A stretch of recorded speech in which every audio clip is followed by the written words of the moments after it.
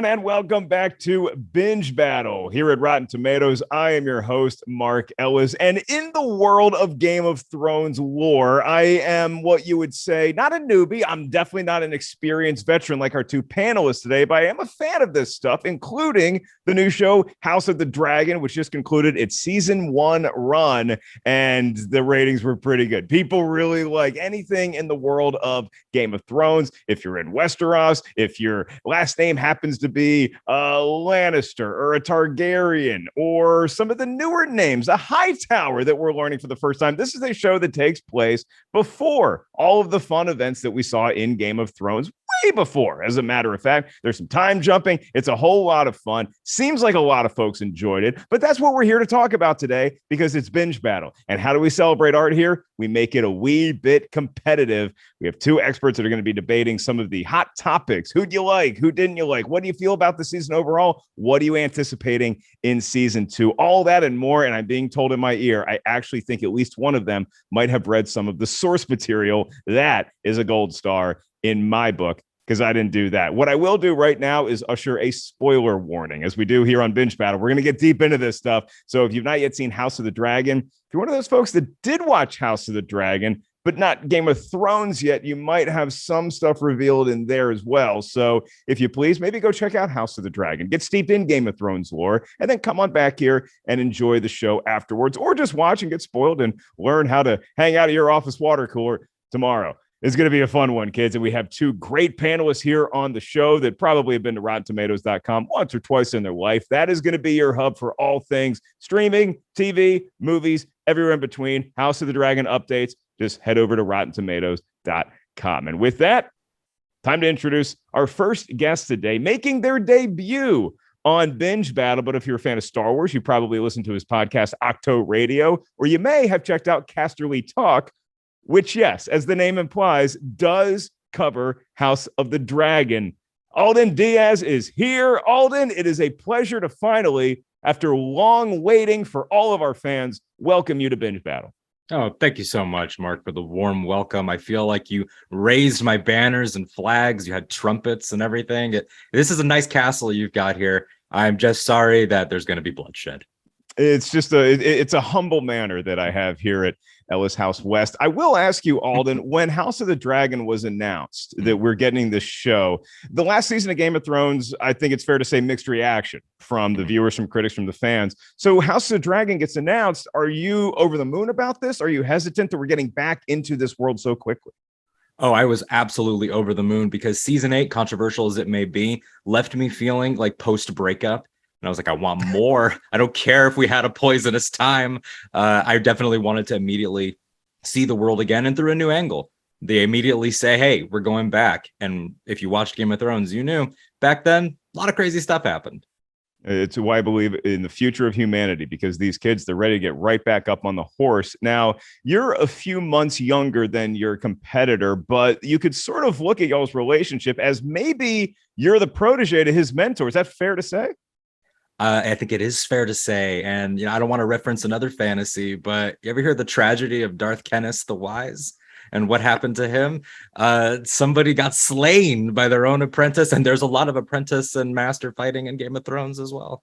Yeah, it tends to happen, whether your swords are Valyrian steel or they're from a kyber crystal. Let's meet your opponent now. He is a returning favorite here, a former champion on Binge Battle. He is also a host of Casterly Talk, and he also does his Star Wars podcast, Force Center, to worldwide acclaim. He wrote the book on Star Wars, Why We Love Star Wars, and he's a fantastic stand-up comic if you can catch him performing in your town. Ken Knapsack. Ken, the student, is now meeting the master. You know Alden. You guys work together on Casterly Talk, but now it's time to really get your ideas in a competitive format.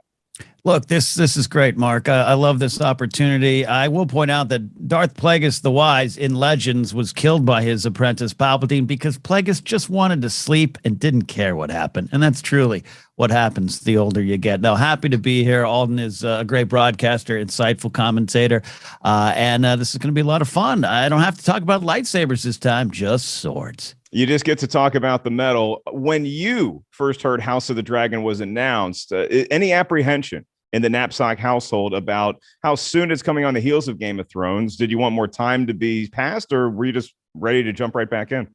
I absolutely was in love with the idea. Loving the idea of it expanding just in terms of story, expanding in terms of an IP from a business point of view just makes a lot of sense. This world is big and large. Yeah, Game of Thrones season 8 and season 7 and 6. There's a lot of controversies. I get it. I'm a big fan of season 8 because when you follow the themes and trace it back to the start of that show, I think they really hit the mark, and I was excited to learn more. And plus, different creators, different voices involved, so it was going to have a different feel regardless. All right, so I'm being told in my ear, I believe it's somewhere around 170 years before Daenerys Targaryen was born. We've heard of that one, haven't we, kiddos? And so that's when this show takes place, but there is some jumping around here. As we tend to do in Binge Battle, we round hop, and this is how the show is going to work. Each one of those rounds, 4 total at least. We're prepared for a 5th tiebreaker round should it come down to that. You're going to have 3 different segments. You have your opening argument that can go up to a minute. Then you have a rebuttal after hearing what your opponent feels. That could be up to 30 seconds. Then you each have one final statement, mic drop moment. Try to keep that one pretty tidy, around 10 to 15 seconds. The spoiler alert is in effect. And with that, we are off and running here on Binge Battle with our topic.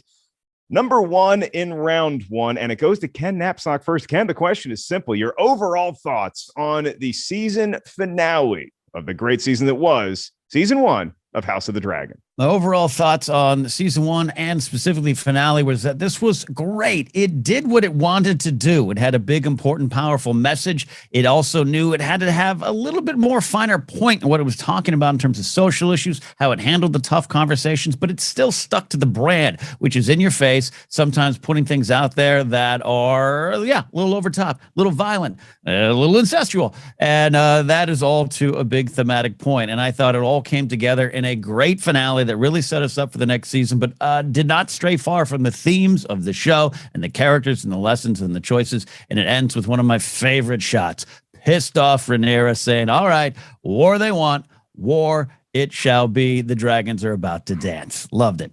Yeah, it was a pretty exciting way to leave us all salivating for more there. So we have a very positive response from Ken Knapsack. Alden Diaz, now the round goes to you.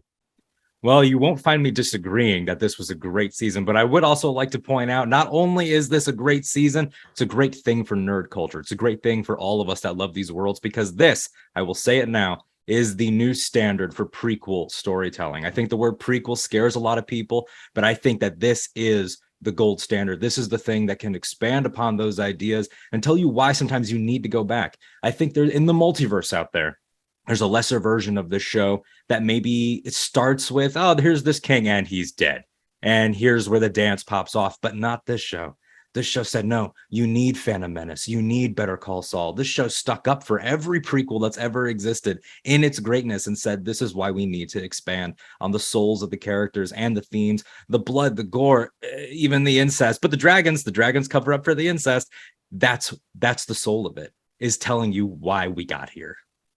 I like that equation. Dragons bouncing out incest. That seems fair to me anyway. Ken, let's go back to you. And for both these rebuttals, I'm curious to have your answers more geared. Let's just talk about that finale a little bit and where it left you. Did you feel as strongly about the finale as you did the overall season? In some ways, the finale was my favorite episode. That does not necessarily mean it was the best episode. It was my favorite one because it like I said, it built on what came before. But we knew a war was going to happen, much like the Chihuahuas you might be hearing in the background here at my home studio. I can't get rid of them. So no, this all leads to what we needed to get, which is this idea of war from Rhaenyra, but the honest choice to get there, the lessons learned from Viserys. All right. So, Alden, let's go over to you for your rebuttal again. Let's stick to that finale and just how it left you sort of waiting for the next season. I think a lot of the power of the finale is in the small details and in the things you don't see. Yes, I agree. It gave us all these things about Rhaenyra. It gave us all these lessons being crystallized. But if you're creating the Game of Thrones prequel for the world and you've got to solidify this and send us into what looks like a long off season, you throw in names like Baratheon, you throw in names like Aaron, and you throw in names like Stark. Cregan Stark is coming. Someone's going north. And I think that was the perfect note to send everybody off into this wait, thinking about knowing that, oh yeah, the Game of Thrones are back on.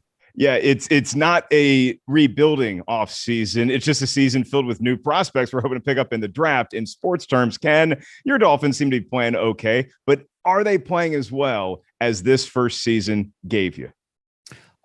Yeah, absolutely. That also includes some losses. This season did bring up some things that some time jumps, everything that might have been hard. But I really do think it laid the structure, the foundation for what's going to come in this Dance of the Dragons.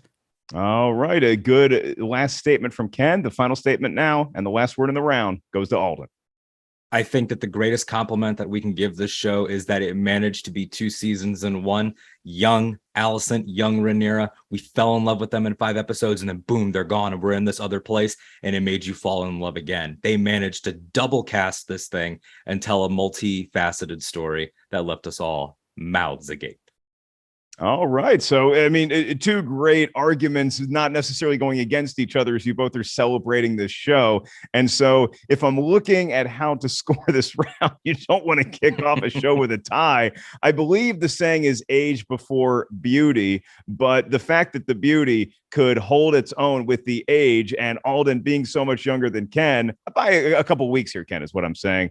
Alden is going to get the point here in round number 1. And so Alden goes up on the master to the Padawan 1-0, but it's just the beginning. And now we head to round number 2, where we are going to get specifically into the episodes themselves and which one was your favorite. Probably loved them all. You got to pick one. And this time we're starting with Alden, who's got a 1-point lead. What was your favorite episode of season 1?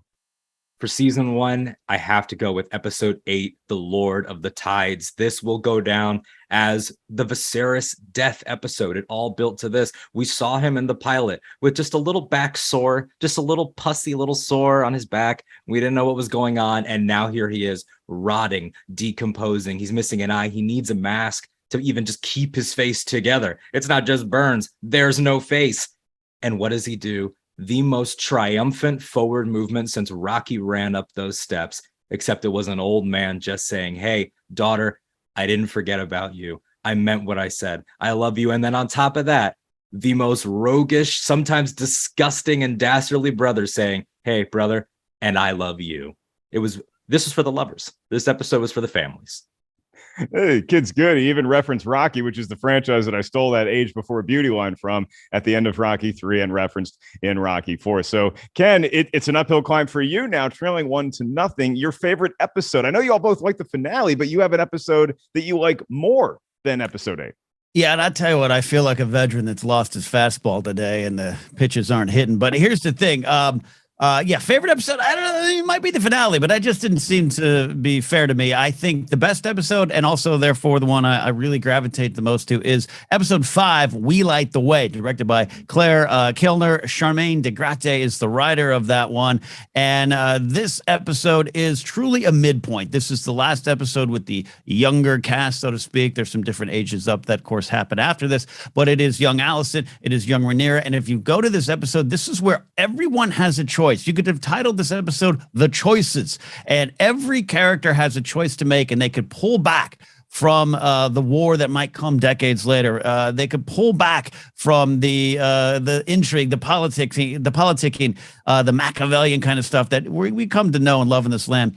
But for various reasons or other, they all move forward. And this is the last episode in which I felt Viserys had any sense of control. And he's left there just hammering a lobster, just trying to cut it because he's lost control as the older generation watches the new generation carry the hate forward. They don't solve the problems. They choose to move forward with the ill will in their heart. It's a key episode. It ends controversially. Hey, what episode of Game of Thrones and House of Dragon doesn't have that? But it's a powerful episode. And I think when you look at the long run, this will be one of the key ones. That handling of the lobster reminded me, and probably no one else, of the beginning of Naked Gun 2.5 with Frank Drebin at the White House dinner. Go back and watch it. It's the best of that series, kids. Let's go back to Alden now for his rebuttal. Lord of the Tides, I think, in terms of we're talking about this greater tapestry of Game of Thrones, we love to look back at Game of Thrones season 1, especially with someone like Ned Stark, played by the incredible Sean Bean, and say, that's where it all went wrong. Right there. That's where you goofed. And you could argue that Lord of the Tides is the tipping point. It ends with the death of Viserys, and we get to see sort of how these characters maybe could have chosen a better path. That dinner has wholesome moments. The villain of the show clapping and smiling and saying good job to the next generation. But people choose their worst instincts. I think this is the episode that says, hey, don't forget what universe you're in. Yeah, both of these episodes very interesting. Y'all picked 5 and 8 because you are seeing characters forced to make choices for really the first time in the series that are going to have dire consequences that we'll probably see throughout season 2 and beyond. Ken Knapsack, back to you for your rebuttal. I love episode 8. I was touched by the death of Viserys Targaryen, but here's the thing. He was already dead, man. He had died long before that. It was up to the next people around him and the next generation to decide what to do with it. And this episode, We Light the Way, is the one in which Otto tells Alicent, do you want to hang and hope for mercy from Rhaenyra, or do you want to take the throne? Do you want to put your son on that throne? And then you had Rhaenyra had the opportunity to run away with Sir Insel, which is the name Alden gave Fabian Frankel's character, Kristen Cole.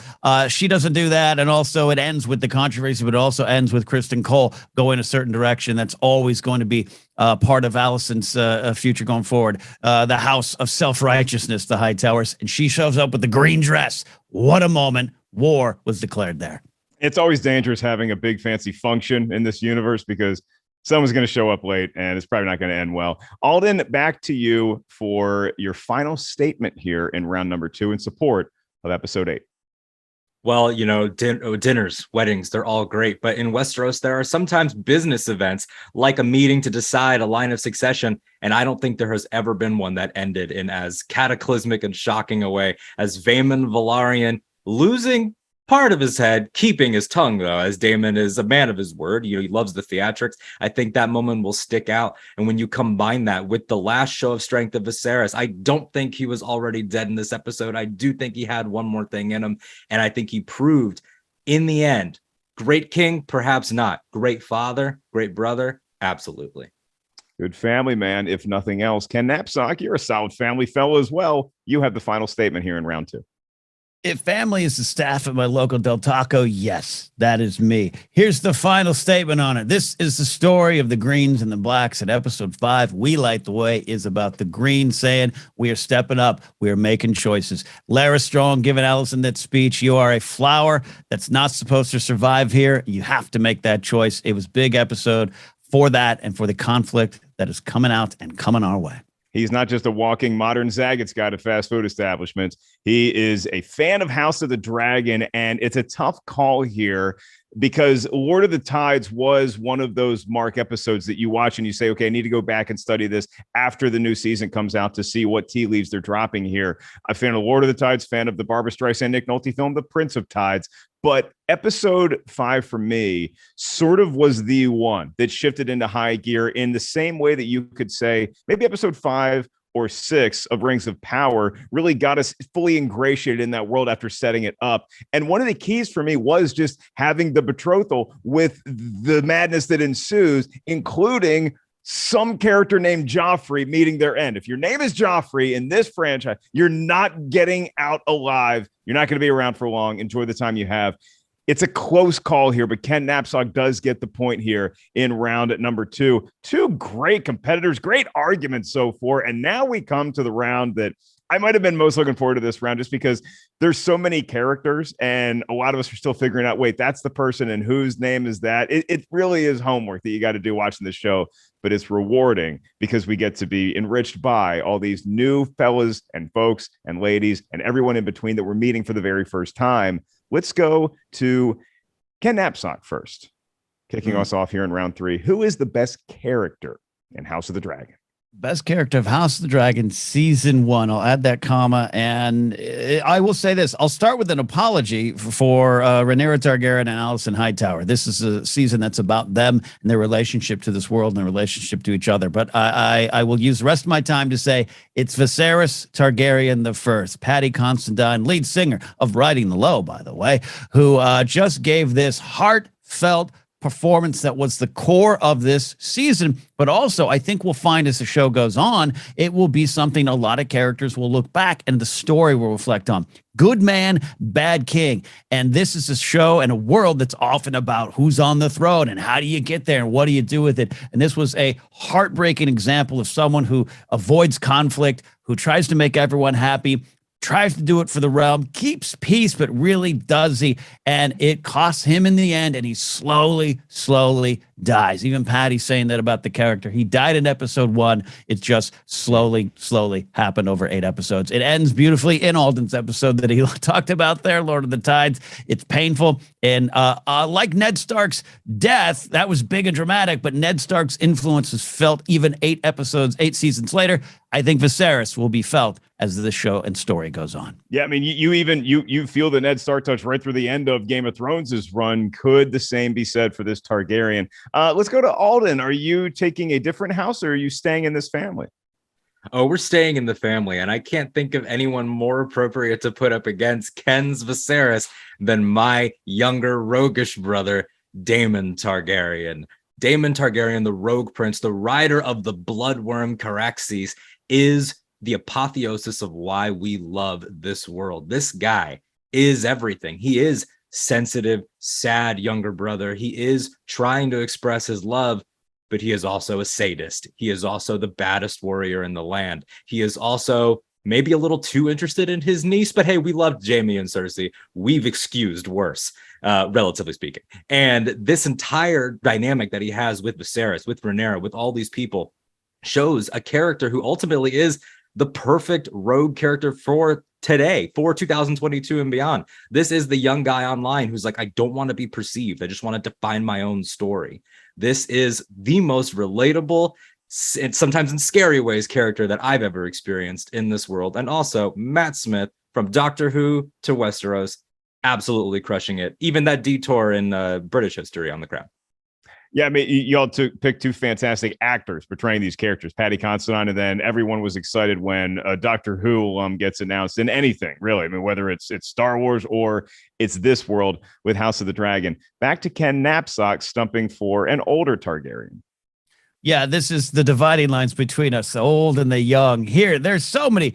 Oh, I love Daemon Targaryen. I really do. He's a wonderful character, and I became more of a Matt Smith fan because of this. But he's a bad guy. Boo hiss this man. All his heart, all his nice, sweet moments. He killed his first wife, bludgeoned her with a rock after she fell off her horse and her horse crushed her. He's a bad man, and there's lessons to learn from him, which is why I do love the character. Viserys is the heart and soul, and there's lessons to learn from him that I think have more far-reaching effects for society, including, dealing with the toxic males like Daemon in our world and our lives. Viserys failed to do that, and some of the biggest lessons in Game of Thrones and House of Dragon are from the failures of characters like him. All right. Viserys coming into the real world and teaching us something about ourselves. Back to Alden for his rebuttal. Your Honor, I would like to move to dismiss the spousal murder that was brought up by one Ken Knapsack. No, I mean, it's a valid point, but think about the characters that define this world. Someone like Jaime Lannister, who I've mentioned, who was a character that took us on a journey we never expected in Game of Thrones, unless you read the books, of course. This guy begins the show with an attempted child murder that almost succeeded, ruined this kid's life in a lot of ways and changed it forever. Daemon is that type of character who is capable of all things. You cannot look away. You are constantly compelled, and he makes you question yourself. As a piece of writing, as a performance, this character is everything. He might not be teaching you the best lessons, but he is showing you exactly what this show is at all times. You are going to have to forgive some murders. If you want to root for any character, really, in Game of Thrones or House of the Dragon, you got to be willing to move on and have a short memory. Ken Knapsack, back to you for your final statement here in round 3. House of the Dragon season 1 was a wonderful, sprawling epic, but it was also very somber. Game of Thrones succeeds with humor and heart as well, and Viserys provided that time and time again. Some of the funny moments, the lobster, him going, yes, my grandchildren are fighting. Isn't this great? Some of the humor, unintentional otherwise, came from him, and all of the heart. There's heart along the way, but all the big heart moments, I think, come from the character of Viserys Targaryen. All right, Ken, tugging on our Ned Stark loving heartstrings. Let's go back to Alden for the final statement in round 3. Look, I know he did a lot of terrible things, and I know that he even stepped on someone that was cheering for him. He was like, yeah, my Prince Daemon, crushed with a dragon foot. Yes, that did happen. But we're talking about heart. We cannot deny one of the most heartfelt moments I've ever seen in any film or television show is Daemon helping Viserys up onto the throne in episode 8, Lord of the Tides. That crown fell. It's already an urban legend sort of behind the scenes story. The crown wasn't supposed to fall. Both of these actors stay in it. Daemon finally closes the book, not on his story, but on the story of the brothers in a moment that would make even the most hardened warrior cry. I guarantee you. That's a good behind the scenes nugget. That's much more fun behind the scenes than who brought the Starbucks cup.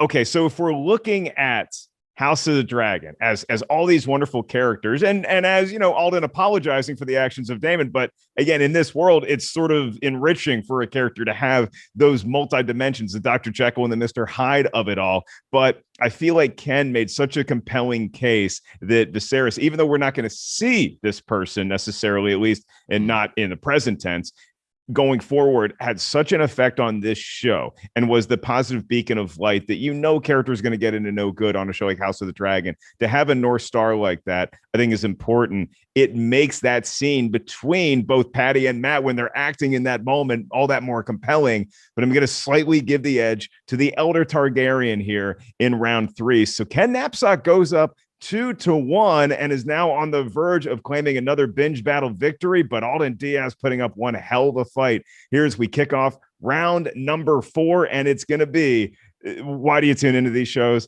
To be shocked, to be awed, plot twists and turns. What was the most shocking moment in season 1 of House of the Dragon? Alden Diaz, you have the floor.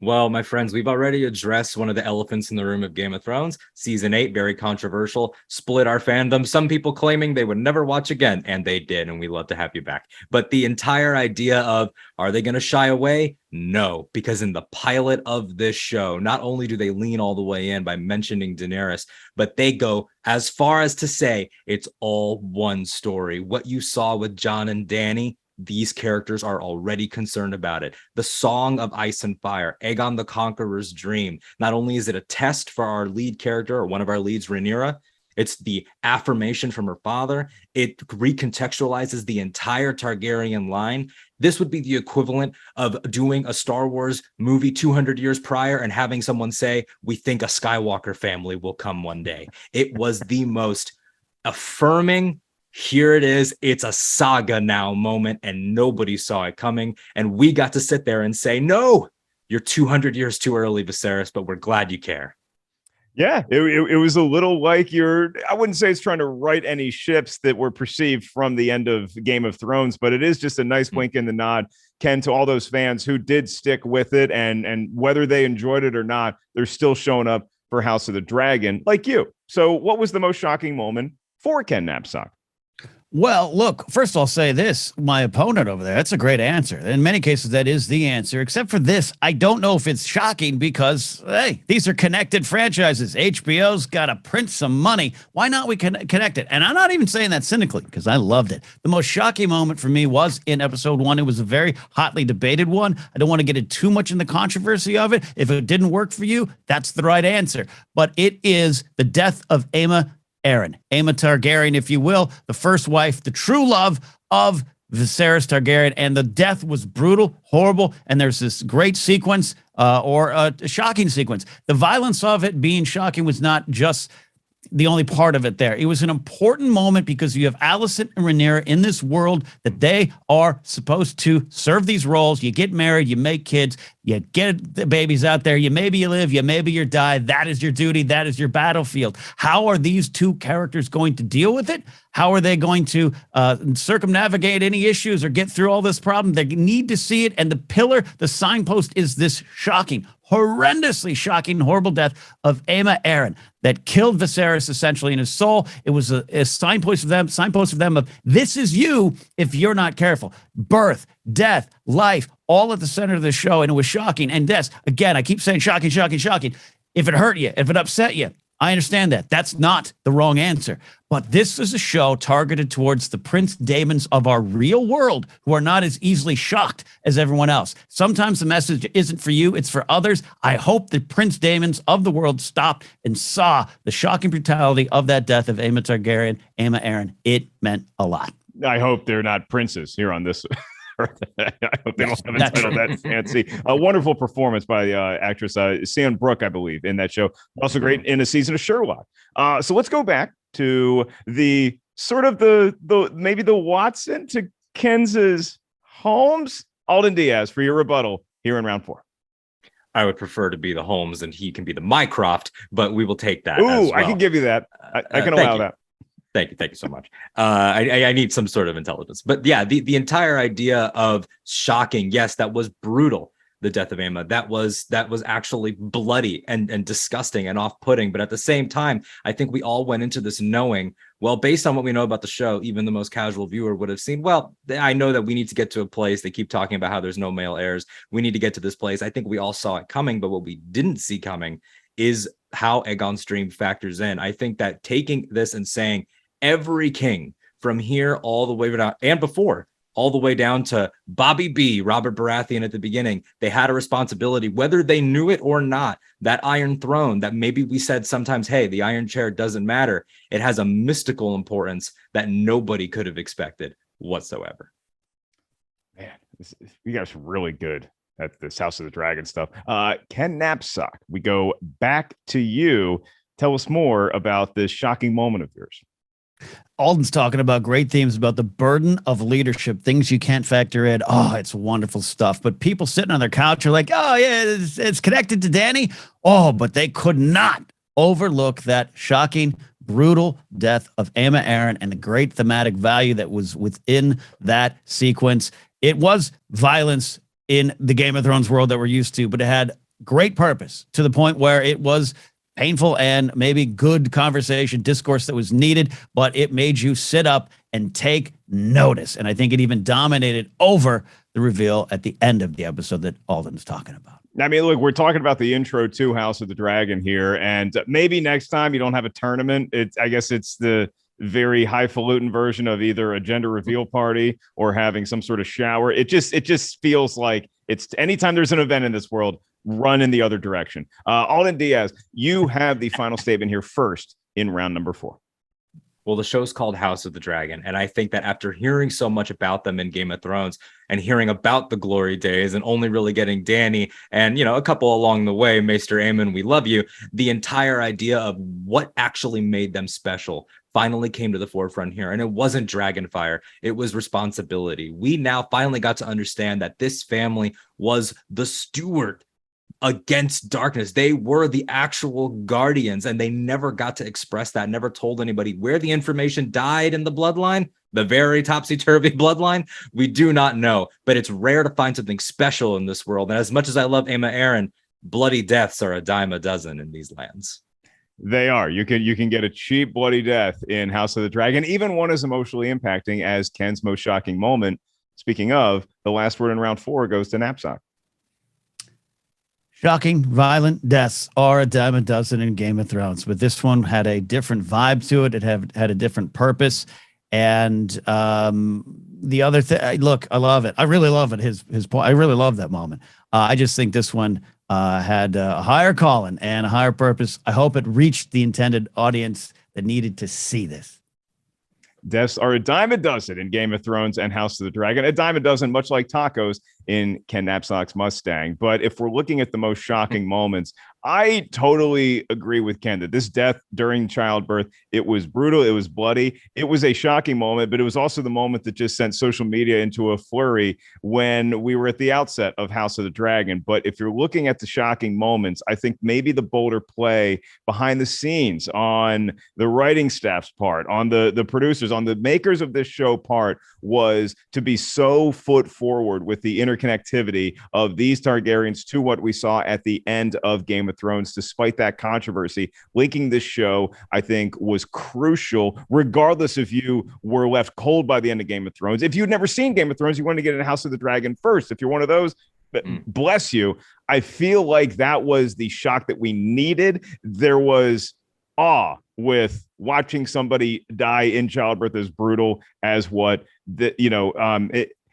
if you look at Aemma Arryn like this, as like, oh, maybe I'm rooting for that person, now that's off the table. And so we sort of expect that. We're propped up to expect that from 8 seasons of Game of Thrones. The interconnectivity, I think, was something that was rewarding, and it did surprise me that they went there that early with the pilot. So by the slimmest of margins, Alden gets the point. And lo and behold, here we are in a tie-breaking round at number 5, well earned by both parties. So now we come to that question. And a lot of times with these tiebreaker rounds, what we like to do is speculate. Now, as Ken would say, we want to speculate responsibly, but here's the question on the table for each one of you is which character would you like to see get their own spin-off? If we have all the money in the world, and this company might, not us, HBO, maybe us too.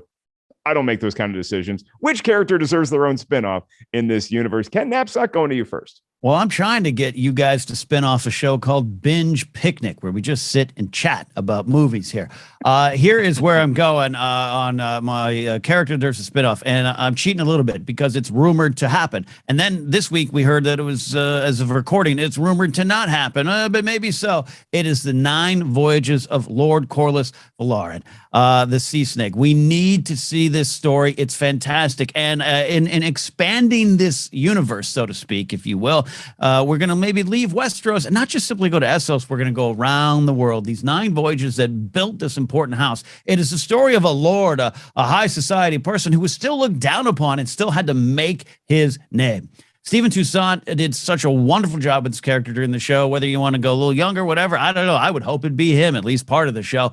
I think there's a lot to tell. There's a lot to see that would be different, but it would be about this world and not the ones sitting on the thrones, the people around the globe or whatever this world sits on. George hasn't answered that completely. Planetos. It would be fun to see all of it and see this man make his name. He's a fair of oceans known as the Sea Snake. You could probably see him having a drink at the channel marker in the Pacific Northwest. Alden Diaz, which character would you like to see get a spinoff? Well, it's interesting because Corlys Velaryon, a character I love, we've talked about lots of characters we've loved, but all of them are influenced by one who sat proudly in the pilot at the Great Council, the prologue of the entire adventure, and thus far, since this is as far back as we go, the entire Game of Thrones saga, the old king, King Jaehaerys Targaryen, who everyone agrees, people that hate each other in this show agree, had the greatest reign. And he bookends this show. We see his dragon there in the finale, Vermithor, Daemon singing, hoping that they can bring this great beast back into the fold. Why wouldn't you want to see the greatest king and the greatest beast in their heyday? Seeing a Targaryen king who, amazingly for this world, was really, really good at it. How did that happen? It could be a Godfather-esque project that ends positively. Shockingly. I would love to see the Jaehaerys saga. It ends happy? What? In this universe? I feel like I love posing this question about movies, where if I put you in a movie theater, which theater are you going into? You going into theater A, theater B, based on the premise. This is going to be like picture in picture, because I really want to see where both of these ideas that you fellas have go. Ken Knapsack, back to you for your rebuttal about the Sea Snake and really expanding the universe instead of sticking with the bloodlines that we know. King Jaehaerys, man, great king, great answer. Michael Carter. Bib Fortuna plays him in that one little quick moment. It's amazing fun, but here's the thing. Alden, if you're pitching the show to the network, I've got 9 voyages. That could be 9 seasons of content, different cultures, different world, a lot of action. Man out on the sea. Oh, man, you're a brandy. You're a fine. They could go another direction. Here's King Jaehaerys, 50 years apiece. Give him the lambs. Yeah, you can marry. That's the show. That's the show. You want to go into the high seas with Lord Corlys Velaryon. I don't know that you need that much yacht rock accompaniment. That might throw some fans off, but Ken, you can make your own soundtrack while you're enjoying the program that you're spinning inside of your head and maybe on the internet's rumor mill. Back to you, Alden Diaz, stumping for this Targaryen bloodline and really how it all started. I will attempt to make this argument while keeping sea shanties out of my head. I think that Jaehaerys did more than just sit around. I think that in a show, and 2 shows that have talked about sometimes how much the throne doesn't even matter, how much the kings are bad at what they do, how horrible and sadistic they can be, to show us a shining light, a paragon in this, a Jedi superhero-esque king, I think is something that, if we're talking about executives, they would absolutely love. Just tell them some of the stories. Hey, remember that wall? You guys love icons. You guys love iconography that everybody loves. What if a dragon flew up to that wall and helped the Night's Watch just annihilate with dragon fire, black cloaks, and a golden king? I think everybody would immediately throw money at a Jaehaerys project. Ken, this is interesting because the way that Alden is selling this Targaryen show is along the lines of your Binge Picnic pitch, which is just, we're all sort of at peace and we're just enjoying the landscape, preparing for all the madness to come. Ken, you have the first final statement here in the tie-breaking round. All right, kids, what do you want? You want another Targaryen on the throne, and he just sits there for a long time, flies some dragons to the wall? Or do you want to go to the shores of Yeti, see beautiful people you've never seen before? Do you want to travel, pull out your swords, and fight serpents in the ocean? You've got Go Picture, you got Lord Corlys Valoran, you got the 9 voyages. Yeah, I mean, yeah, the 9 seasons, 10 if you include when he is in, I don't know, Christopher Cross's background band. Alden Diaz, the final statement here in the show goes to you for the win. Look, no disrespect to you, Lord Corlys. I love you. I love what you've built. I think you have one of the most entertaining marriages in all of Westeros. We all love Rhaenys Targaryen. But my friend, I have the Pirates of the Caribbean universe if I want to dive into that. I have things like Hook. I can get my swashbuckling fix other places, but I cannot get my Game of Thrones, Iron Throne politicking here. It's a great prospect going to other lands, but when I get there, I can't help but feel like I'll just missed Westeros and the machinations of King's Landing.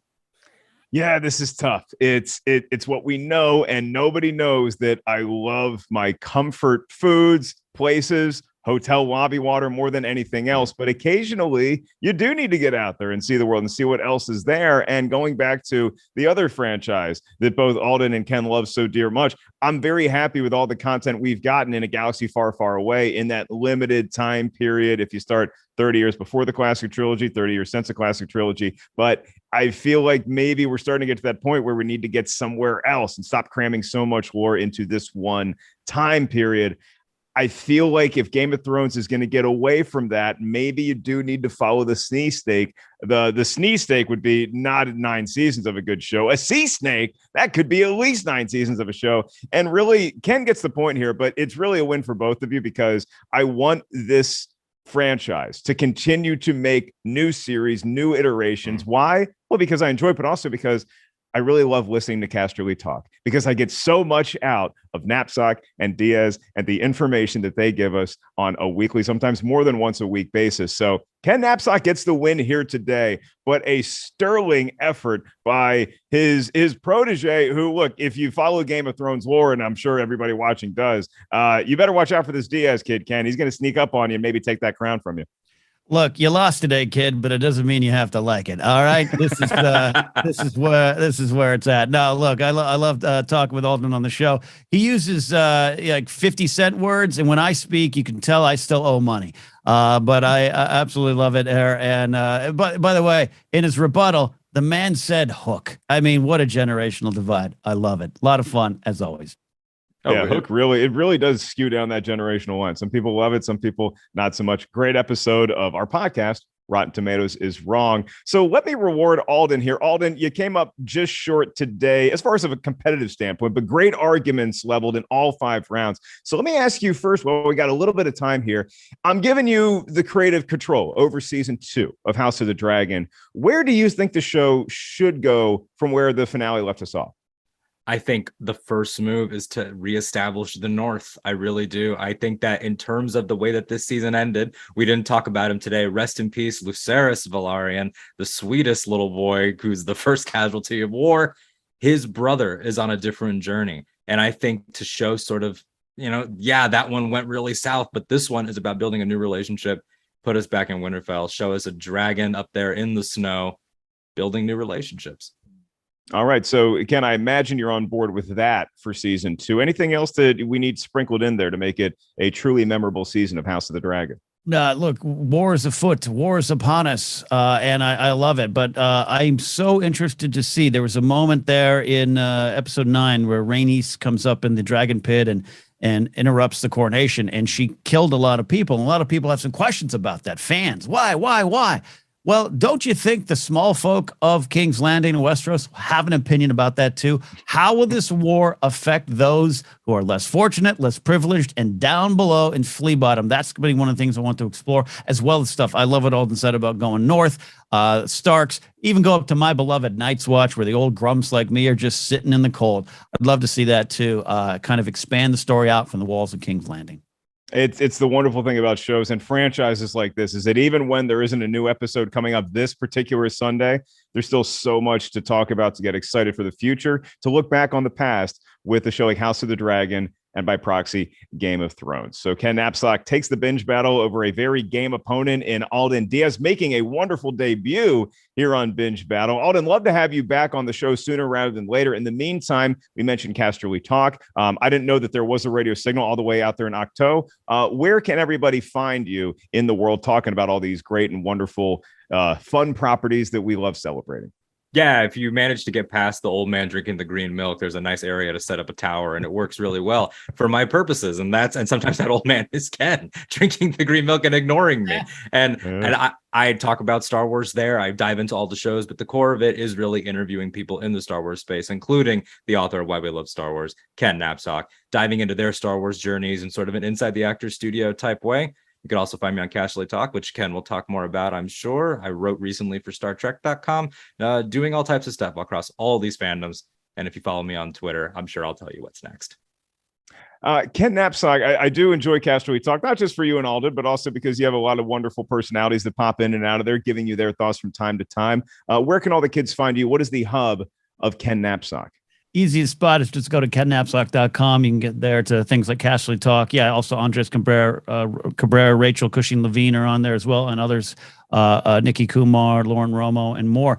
Force Center with Joseph Scrimshaw, Jennifer Landa. But go there to find my music show, Pop Rock and Radio. I am an old 90s rock DJ and stand-up dates, including, I'm kind of got something to do with this big taping going on December 3rd in Los Angeles at Dynasty Typewriter. I'm maybe helping warm up the crowd for some blowhard coming in to do some comedy after me.